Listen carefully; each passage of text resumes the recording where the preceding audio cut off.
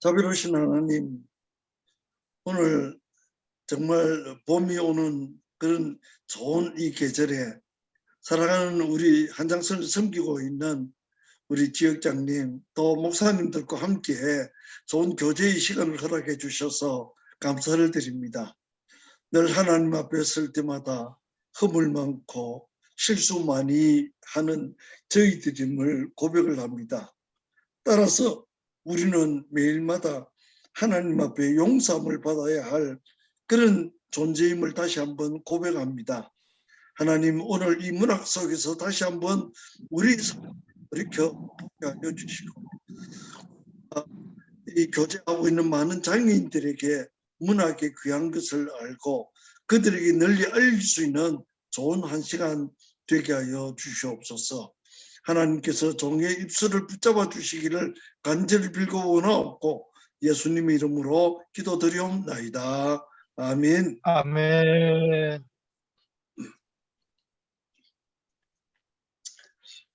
자, 제 이야기를 이제 좀 정확한 제목은 문학 속에 나타난 장애인보다는 정확한 제목은 문학과 장애인, 장애인과 문학이라고 해도 다름이 없을 것 같습니다. 제가 알고 있는 그 좁은 그 생각을 가지고 제가 또 이제까지 경험하고 제가 배웠던 그런 여러 가지 문학적인 내용을 함께 나누었으면 좋겠다 하는 생각이 들어져서 이 자리에 나오게 되어졌습니다.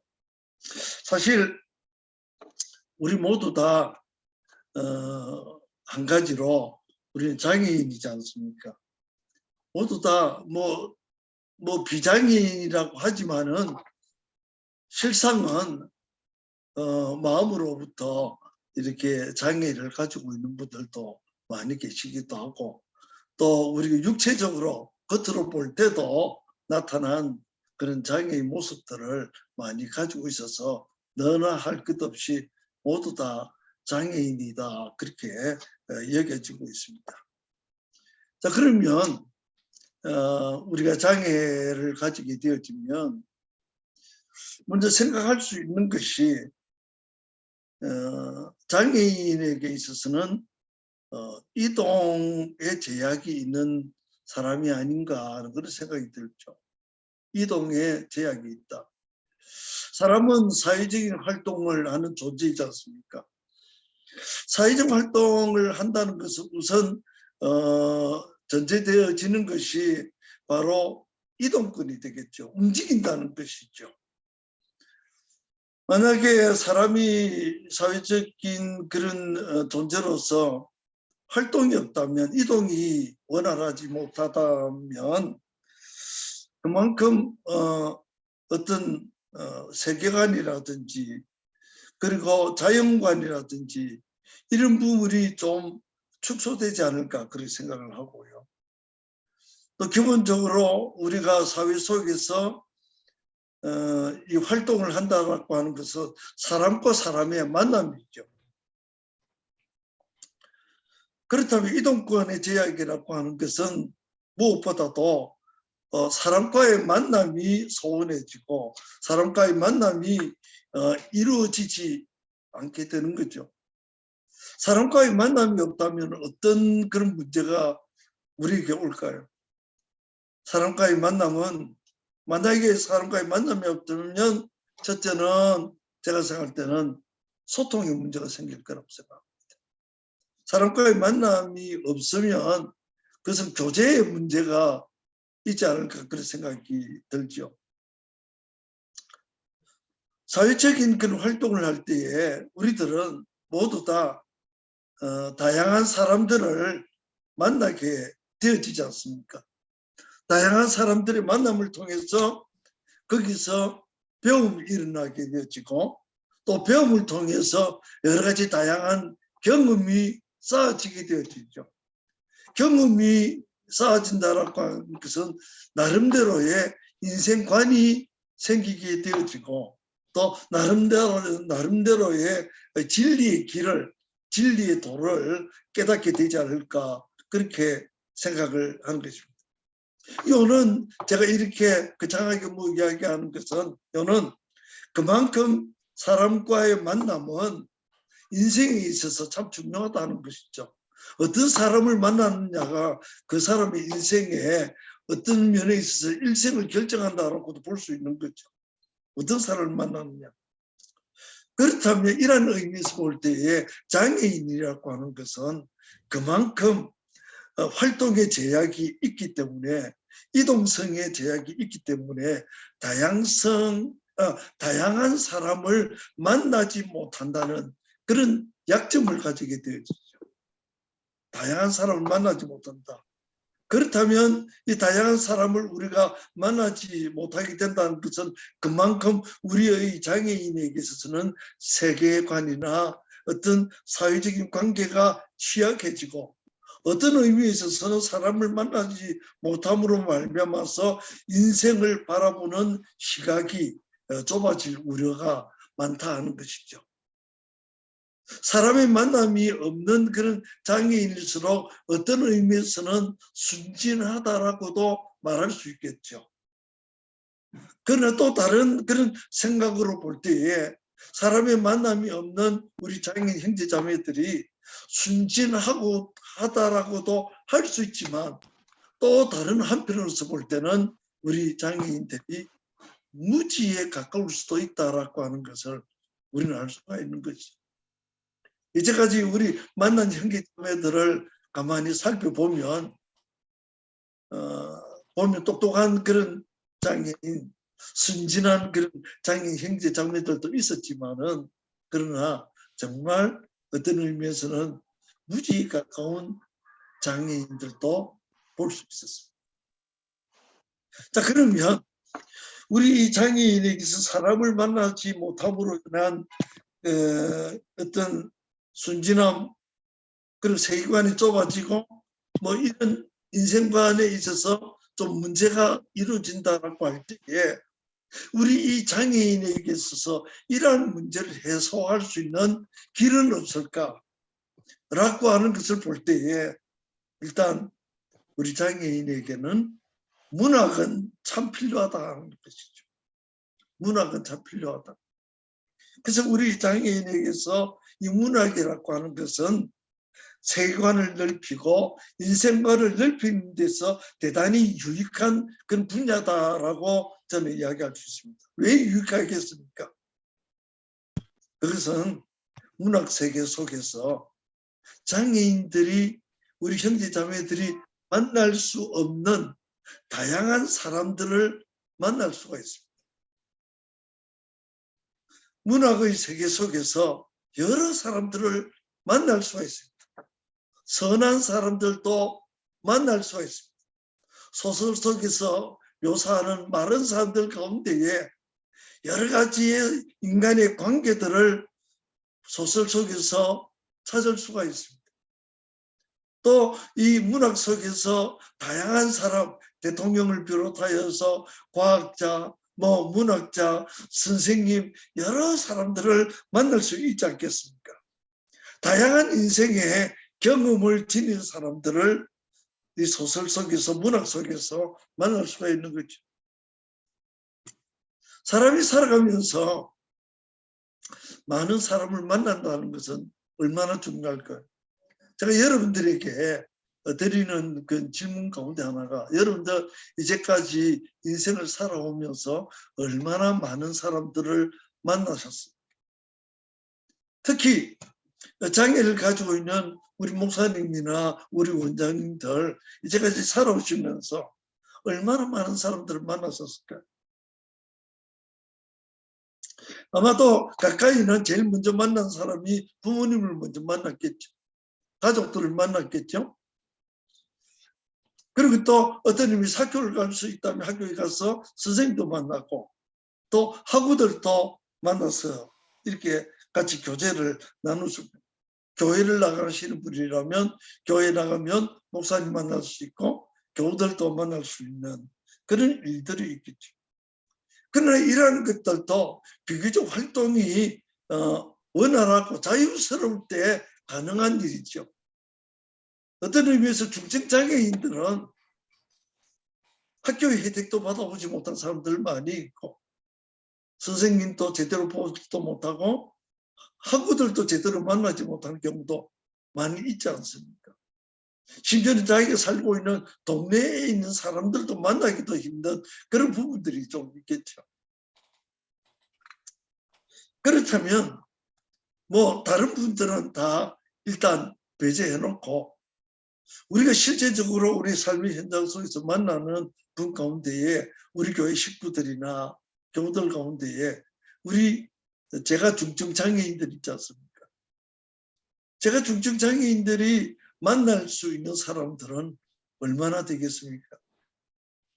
아마 만난다고 하면은 신방훈 신을 목사님이나 교우들 정도 될 거고, 혹은 매일마다 만나는 활동지원사 선생님들 정도는 만나지 않겠습니까? 아마 만나는 사람을 손을 꼽아서 보면 10손가락 뭐 안에 있을지 말지 그런 일들이 되겠죠. 예. 선생님 저 통화방 그리고 이제 또 우리 중증장애인들은 사람을 만나고 구경한다는 것은 뭐 단편적으로 제한적으로 장애인 활동 지원사들의 도움을 받거나 혹은 또 교회 성도들의 도움을 받아서 야외에 나가는 것, 1년에 몇 차례가 될는지 모르겠지만 그런 삶을 우리가 볼 수 있지 않겠습니까?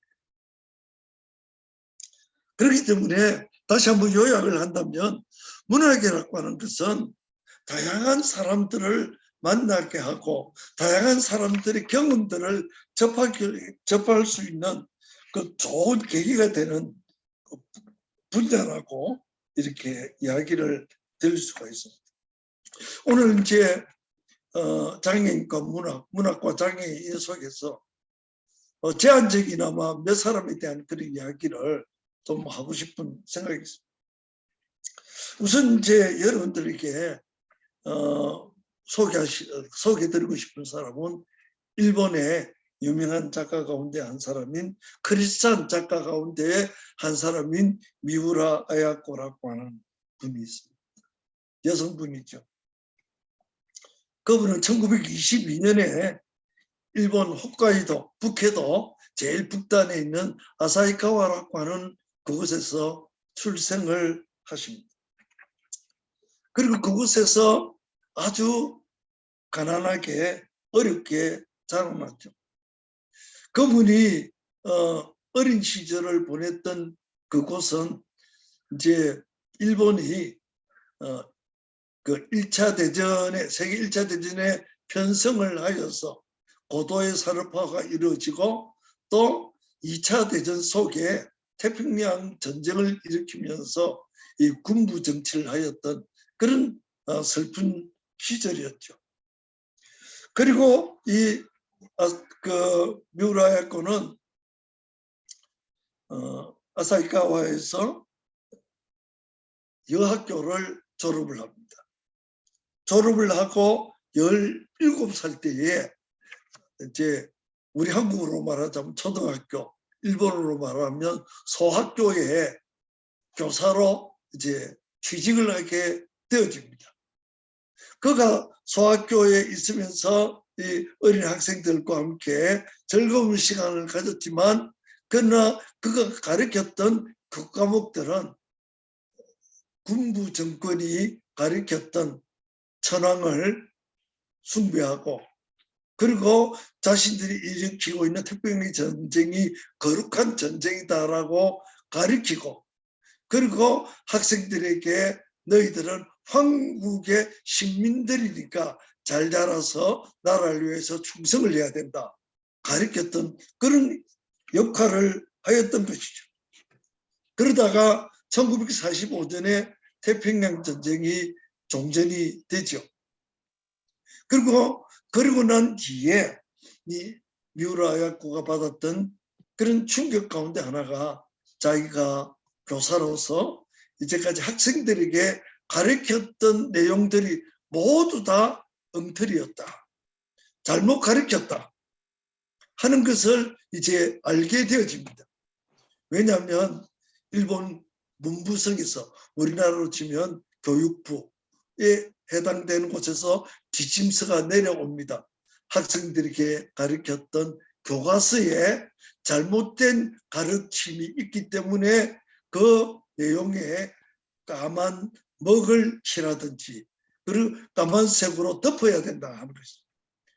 그 교과서의 3분의 2 이상이 까만 글씨를 덮어야 되는 그 슬픔을 보고 이 무라야코는 나는 교사로서의 자격이 없다, 그렇게 생각을 하고 그 학교를 그만두게 됩니다. 그리고 그는 1946년에 학교에 퇴직을 하는데 그 해에 설상가상으로 결핵 판정을 받게 되어져서 결핵요양원에 입원을 하게 되었습니다. 요양원에서 생활을 하게 되어집니다. 그리고 1948년에 병원 생활하면서 그 요양원에 있는 자신에게 전도를 하러 온 한 의학도 의과대학에 다니다가 자신도 결핵을 앓고 요양병원에 입원을 했던 한 청년으로부터 전도를 받게 되어집니다. 그 청년의 이름이 마이카와 쇼라고 하는 그런 청년으로부터 이렇게 전도를 받게 되어지고, 그리고 그 청년들과 함께 이렇게 교제를 나누게 되어지죠. 그리고 거기에서 전도를 받아서 열심으로 성경을 읽고 예수님을 믿으려고 노력을 많이 했습니다. 아마 그 미우라야코가 처음 전도를 받고 예수를 믿으면서 했던 그 경험을 기록한 책이 제일 먼저 길은 여기에라고 하는 책이 있습니다. 그래서 아마 여러분들 가운데 제일 먼저 아마도 이 길은 여기에라고 한 책을 먼저 보시면 미우라야코의 신앙생활을 엿볼 수 있게 되겠습니다. 그리고 드디어 그들은 미우라야코는 1952년에 오노하라 린조 목사님으로부터 세례를 받게 되어집니다. 그리고 그토록 자기와 결혼을 약속했던, 자기에게 전도를 해주었던 마에카와 씨가 1954년에 죽게 되어집니다. 너무너무 슬픔에 빠졌게 되었죠. 슬픔 속에 빠져있는 이 미우라 아야코에게 1955년 아사히카와의 우리로 치면 산림청에서 근무하고 있는 미우라 미즈요라고 하는 청년이 자기를 전도를 또 합니다. 신앙의 교제를 나누게 되어지죠. 미우라라고 하는 것은 일종의 성이 되겠습니다. 이제 미우라 아야코는 시집을 가서 미우라 아야코가 되었고요. 본래의 성은 뭐냐면 호따였어요. 호따, 호리병, 네, 이런 뜻입니다. 호따. 이 호따였는데 시집을 가서 미우라 아야코가, 본래는 호따 아야코였죠. 이렇게 교제를 하게 됐죠. 그리고 이제 이 미우라 아야코가 이제 미우라 미소요와 교제를 하면서 그런 이야기를 나누게 되집니다. 미소요에게 내가 죽게 되어지면 어떻게 되겠습니까? 당신하고 이렇게 교제를 하고 이렇게 사랑을 하지만 내가 죽게 되면 당신은 어떻게 생각을 합니까? 하니까 이 미소요가 하는 이야기가, 나는 당신이 다 나을 때까지 기다리겠습니다. 만약에 당신이 죽는다면 나 혼자 독신으로 살아가겠습니다. 이렇게 이야기를 했습니다. 그리고 이제 1959년에 결혼을 하게 되어지는데요. 그때 미우라 아야코의 나이가 37살이었고 남편의 나이가 2살 아래 35살이었습니다. 그래서 항상 뮤라야코는 그 남편에 대해서 고마움과 감사함을 죽을 때까지 잊지 않습니다. 37살에 결혼을 한다. 옛날에는 상상할 수 없는 그런 노처녀였지 않습니까? 누가 그 노처녀를 데려가겠습니까? 남편은 끝까지 기다렸다가 함께 결혼을 하게 되어집니다. 그리고 1964년에 이렇게 그가 이제 소설을 쓰게 되어지는데 여러 가지 문학 작품을 쓰게 되는데 1963년에 아사히 신문이 1,000만 엔의 그런 상금을 놓고 공모 소설을 모집을 하게 되어졌는데 거기에 이제 뮤라야코가 응모를 하게 되어져서 이렇게 당선을 하게 돼. 인력 스타가 되어진 거죠. 그러고 난 뒤에 1965년부터 아사히 신문에 1년 동안 이 빙점이 연재 소설로 매일마다 이렇게 연재가 되어집니다.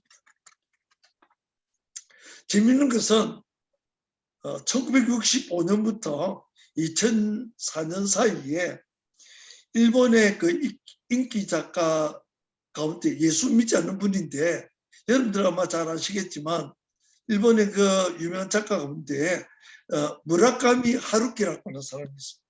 젊은 사람들이 이분 소설 많이 보는데 일본의 인기 작가인 무라카미 하루키보다 더 많은 번역된 작품 수가 많은 일본 작가가 바로 뮤라야코입니다. 지금도 이분의 책이 발간해지고 많은 사람들로부터 읽히고 있습니다. 이분이 이제 작품으로 쓴 책 가운데 대표적인 책들이 기련역이에요. 빛이 있는 동안에 또 이 질그릇 속에도 또 양치는 언덕, 시옷가리 고개, 우리 한국의 설명으로 이렇게 나왔습니다. 이런 게 있고요. 또 총구라고 하는 그런 소설도 있게 되죠. 화면에 보니까 많은 그런 글들이 나오게 되어지죠. 그래서 이 미우라 아야코가 아주 많은 분들에게 일본 사람들에게는 신자든지 신자가 아니든지 간에 예수 믿는 사람인지 안 믿는 사람인지 간에 가장 인기가 있는 그런 작가가 되어졌고 이분의 소설을 통하여서 주님 앞으로 돌아오는 사람들이 참 많이 있게 되어졌습니다. 자, 그런데 제가 여러분들에게 이 책을 하나 제가 소개를 하려고 하는데요. 뮤라 아야코의 작품 가운데 이게 이제 보이죠? 이 작품이 뭐가 있냐면 제목이 지금은 나그네 되어도 사랑의 바다에 가리니 이 책이 있습니다. 아주 오래된 그런 책인데 제목만 해도 이거 뭘 이야기할까 궁금증이 많이 있죠. 이 책이 있는데 이 책 속에 이런 내용이 나옵니다.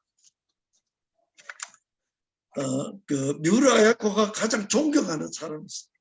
자기는 존경받는 사람이지만 자기는 결코 존경받는다라고 여기지 않습니다.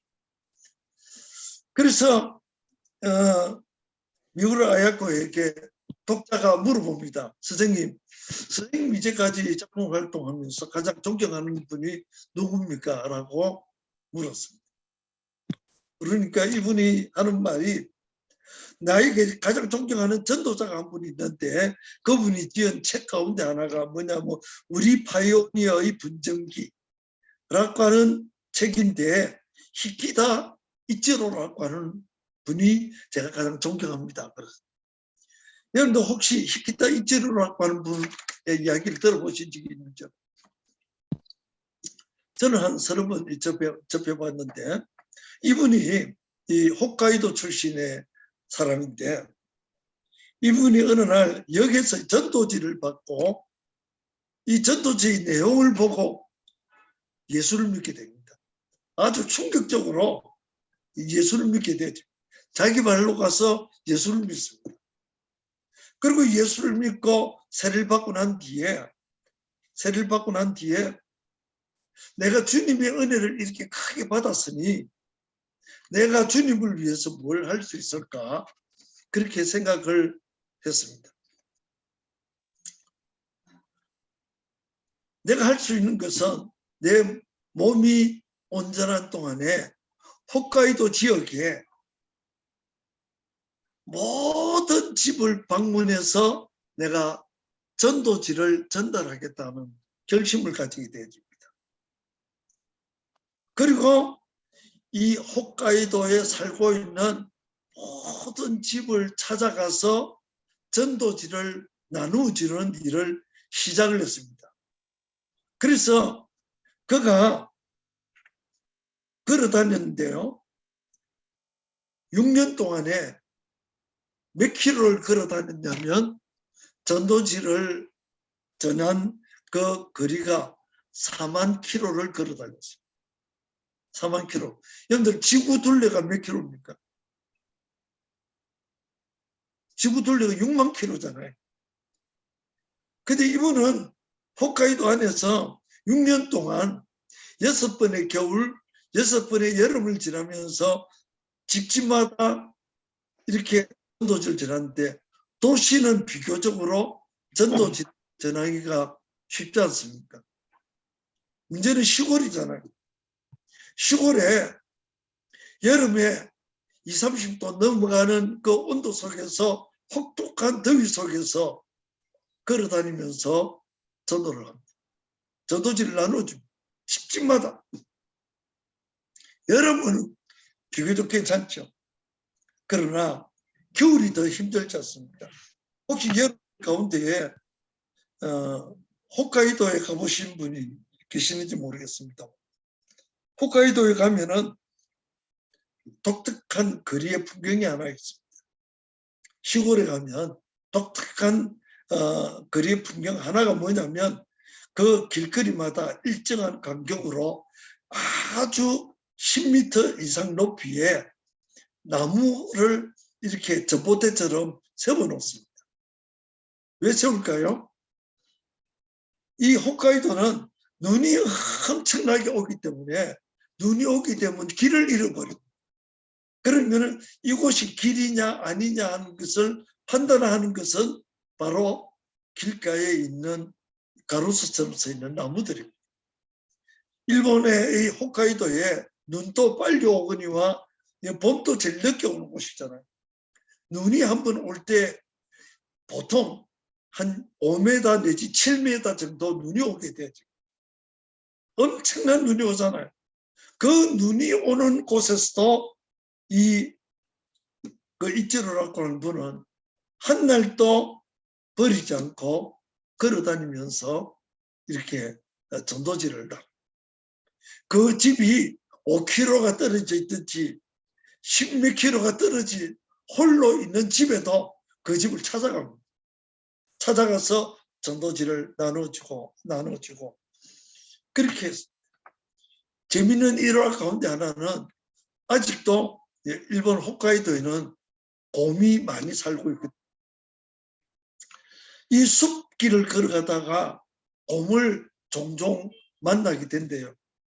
그러면은 곰을 피해야 되는데 이 곰을 피할 수 있는 길은 뭐냐면 이제 곰이 좋아하는 먹이를 줘야 돼요. 그래서 이분은 곰이 좋아하는 먹이를 이렇게 주기 위해서 뭘 하느냐면 주먹밥을 항상 몇 개씩 싸가지고 다니. 자기도 먹고 곰을 만나면 멀리 던져주고. 그래서 곰이 그 이제 주먹밥을 먹게 되면 피해서 다른 길로 가고 이렇게 전도를 하다는 거죠. 그러니 제가 가장 궁금했던 것은 앞으로 제가 좀 알아보겠지만 그 4만 킬로의 길을 다녔을 때 신발을 몇 켤레 갈아 신었을까? 그게 가장 좀 궁금했어요. 신발을 얼마나 갈아 신었을까? 1년에 한 켤레 가지고 될까요? 4만 킬로니까 아마 수십 그런. 또 옛날 오래전이니까 요즘 같이 좋은 운동화가 있던 그런 시절은 아니겠죠. 계단을 신었든지 집신을 신었든지 그렇지 않겠습니까? 발이 얼마나 부르짖겠습니까? 교통편도 없었는데 정말 용기 있는 전도자로서 이분이 살아갔습니다. 그런데 그 미우라 야코가 그 이제 가장 존경하는 사람이 그 히키다 이치로시라고 제가 이분에 대해서 이제 장황하게 설명을 드렸잖아요. 그래서 1966년에 미우라 야코가 이분을 만났습니다. 히키다 이치로시를 만났어요. 만나서 이분에게 물어봅니다. 선생님, 선생님은 누구를 제일 존경합니까? 또 물었어요. 존경하는 분에게 또 물어봅니다. 어느 분을 가장 존경합니까? 라고 물으니까 이분이 하는 말이 즉석에서 가와구치시에 사는 야베 도요코라는 분을 내가 가장 존경합니다.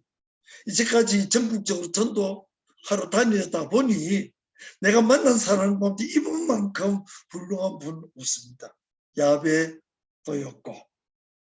가야구치시는 어디에 있냐면은 동경에서 조금 북쪽으로 있는 사이타마 현이 있는데 사이타마 현 안에 있는 조그마한 시 가운데 하나가 가와구치라고 하는 그런 시가 있습니다. 그래서 미우라 야코가 그분을 이야기해 정말 선생님이 존경하는 그 야베 도요코 씨를 한번 꼭 만나고 싶습니다. 기회가 되면 한번 꼭 만나고 싶습니다. 그렇게 생각을 했대요. 그리고는 이제 한 번은 동경으로 이렇게 갈 일이 생겼는데 남편 미서여하고 그분 집에 가자 그랬댔어요. 가서 한번 그분을 한번 만나보자 그렇게 이야기를 했습니다. 그래서 그분을 찾으러 가와구치시 갔는데 시내 번화가에서 사는 것이 아니고 시내 번화가에서 아주 산속으로 떨어진 외딴 집에 살고 있는 거예요.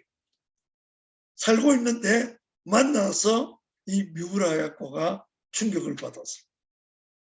어떻게 충격을 받았냐면 이 야베 도요코 씨는 10살 때부터 30년 동안 한 번도 일어나 본 적이 없는 중증장애인이 됐어요.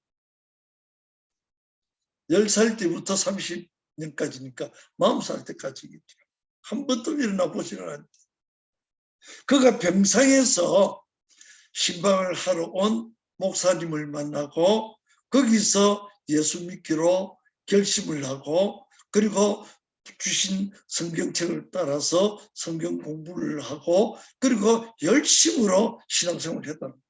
병상에서 목사님으로부터 세례를 받고 그리고 신앙생활을 하는데 이 도요코 씨가 누워서 무엇을 생각했느냐면 내가 주님께로부터 이렇게 큰 은혜를 받았는데 내가 무엇으로 주님의 은혜를 내가 보답할 수 있겠습니까? 라고 기도했는데 기도하는 가운데 마음에 감동이 왔습니다. 내 주위에 있는 집 주위에 떨어져 있는 어린이들에게 내가 전도를 하면 좋겠다. 그렇게 생각을 했대요. 그리고 그 어린이 아이를 어머니를 통해서 하나씩 불러서 한 명씩 불러서 이렇게 누워서 전도를 하는데 정말 그 전도를 받은 어린이가 다른 어린이를 데려오고 그렇게 해서 누워서 자기 병실에서 주일학교를 만들었다. 주일학교를 만들었다.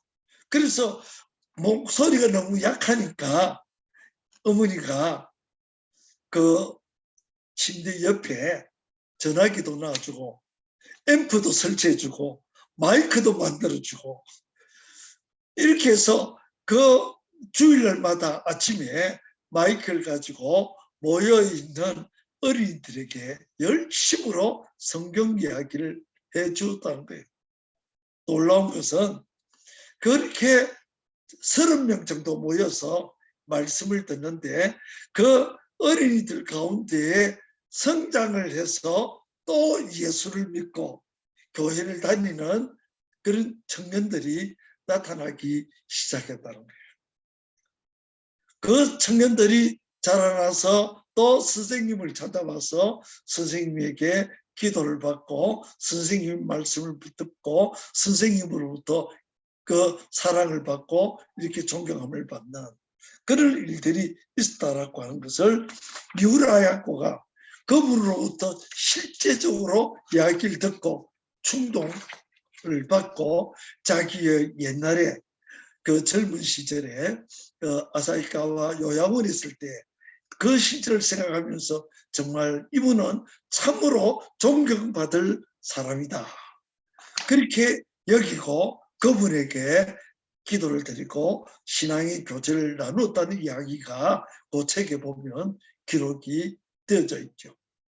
이런 이야기를 들어보면 아마도 이 장인보다 더 조금 경적인 우리 장인 형제 자매들이 이분의 이야기를 들어보면 그분들도 나도 주를 위해서 무언가 할 수 있지 않을까, 자극을 받고 도전을 받을 수 있지 않을까 그렇게 생각을 합니다.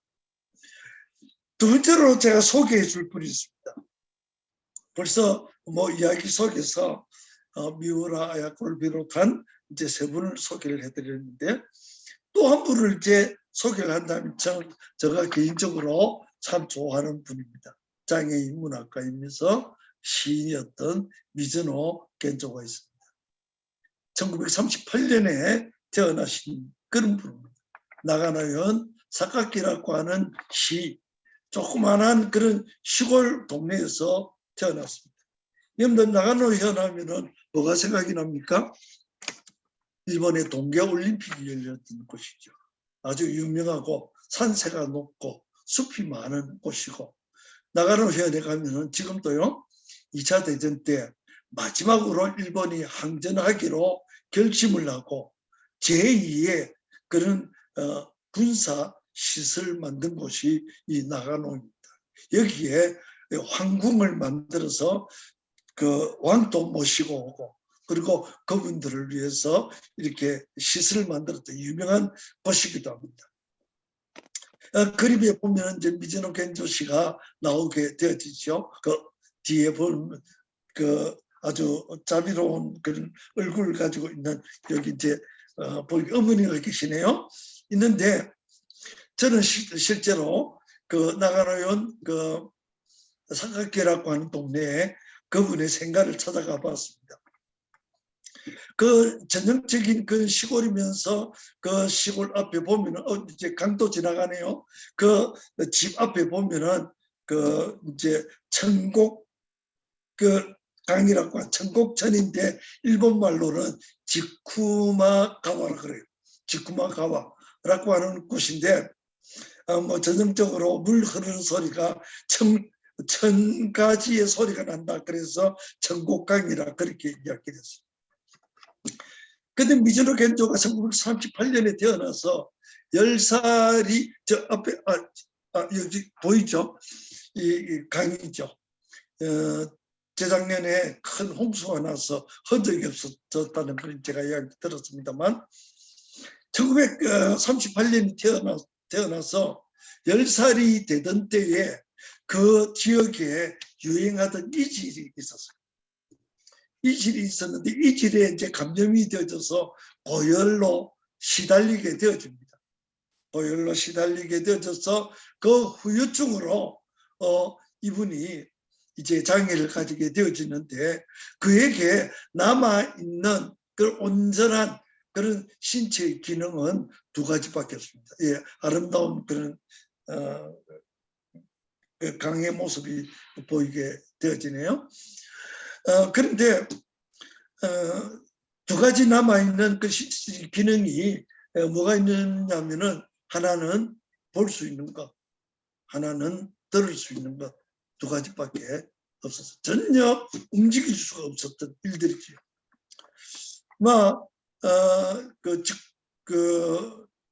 미즈노 겐조의 어머니도 마찬가지로 아들 고치기 위하여서 업고 병원을 다니고 그리고 좋다는 그런 의사 선생님을 찾아다니면서 온갖 고생을 많이 하셨다고 합니다. 그러다가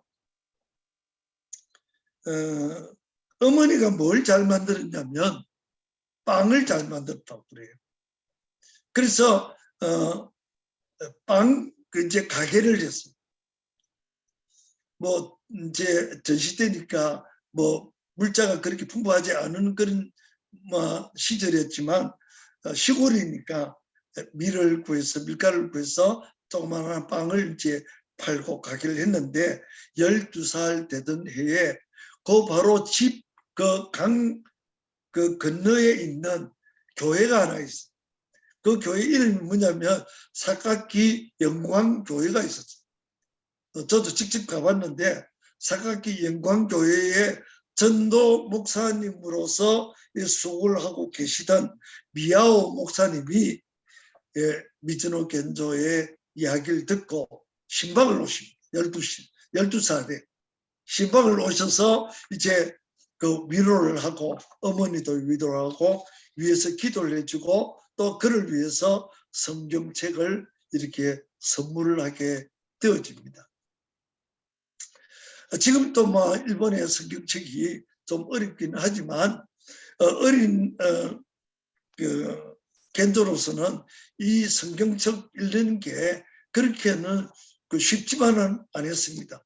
그래서 어머니와 이 겐조가 다시 한번 그 일본어를 배우는데 NHK 라디오에서 흘러나오는 그 공부 시간에 함께 공부를 하고 문자를 습득해 갔던 그런 일들이 있었습니다. 그러다가 이제 16살 때에 미즈노 겐조가 세례를 받습니다. 예수를 잘 믿고 세례를 받게 되어지는데 그 전에 어떤 일이 있었냐면 이제 선생님이 종종 의사 선생님이 미즈노 겐조 집에 이제 방문을 와서 진찰을 해주는 일들이 있었어요. 진찰을 할 때 뭐라고 하느냐면 자 겐조 씨 아프면 눈을 한번 감으세요. 괜찮으면 눈을 한번 감으세요. 기분이 좋으면 눈을 한번 감으세요. 소통할 수 있는 길은 그것밖에 없었잖아요. 눈을 한번 감아보세요. 감아보세요. 감아보세요. 그랬어요. 어머니가 유심히 보았어요. 그래서 어머니 마음 가운데 이러면 겐조에게 일본어 히라가나 50음표를 벽에 붙여서 한번 이렇게 손가락질을 하면 이렇게 좋지 않을까 그렇게 생각을 했습니다. 겐조에게 의사를 물었습니다. 내가 이렇게 짚어볼 테이니 눈을 감을 수 있겠나 하니까 눈을 깜빡했어요. 그래서 그날로부터 어머니하고 겐조는 일본어 히라가나 50음표 앞에서 작업을 시작을 하게 되어집니다. 이렇게 해서 50음표를 가지고 이렇게 시를 하나 하는데 일본에는 단가라고 하는 그 시 장르가 있거든요. 아주 짧은 시를 만드는 그런 장르가 있는데 미즈노 겐조가 초기 시 가운데에 이 한 편을 썼습니다. 어머니하고 이 시 한 편을 하나 만들었는데요. 그 시의 그 제목이 뭐냐면 힘들지 않았더라면. 그래서 시 내용을 보면 이렇습니다. 만약 내가 힘들지 않았다면 하나님의 사랑을 몰랐을 테지. 만약 많은 형제 자매가 힘들지 않았다면 하나님의 사랑을 전하지 못했겠지. 만약 주 대신 예수님이 고난받지 않으셨다면 하나님의 사랑을 나타낼 수 없으셨겠지. 이렇게 시를 썼습니다. 이 글자 수로 보면은 그렇게 많지는 않습니다. 그런데 이 그렇게 많지 않은 글자이긴 하지만 한자 한자를 표현하기 위해서 어머니가 50자 음표를 다 더듬어야 됐어요. 시간이 얼마나 많이 걸렸을까요? 얼마나 수고가 많았을까요? 아마 한 편의 시를 만들기 위해서 반나절이 걸릴 수도 있을 거고 하루 종일 걸릴 수 있습니다. 이런 의미에서 보면 미즈노 겐조가요, 자신이 지금 겪고 있는 이 장애나 슬픔을 나타내기보다는 자신이 겪고 있는 장애를 받아들이고 자신이 장애인 된 것을 하나님의 은혜로 여기면서 그는 살아갔습니다. 대신에 그는 이 시를 통하여서 예수 그리스도의 은혜를 증거하기를 참 원했습니다. 그런데 은혜라고 하는 것은 여러분들 어떻게 이해를 합니까? 항상 은혜라고 하는 것은 좋은 것만 의미를 하겠습니까? 항상 은혜의 뒤편에 감추어져 있는 것은 시련이 있습니다. 시련이 있어야 그 은혜가 온다는 말이겠죠. 미즈노 겐조에게 시련이 두 가지가 있었습니다. 하나는 50음표를 잡아주었던 어머니가 깊은 병 속에 돌아가신 일이었습니다. 얼마나 큰 그런 슬픔이겠습니까? 또 자기를 신앙의 세계로 인도해 주셨던 그런 야스시로 목사님도 돌아가신 일들이 있게 되었습니다. 물론 그 일을 이제 겐조의 그 형님의 그 형수님께서 이렇게 대신 그 일을 해주셨던 일은 있긴 합니다만,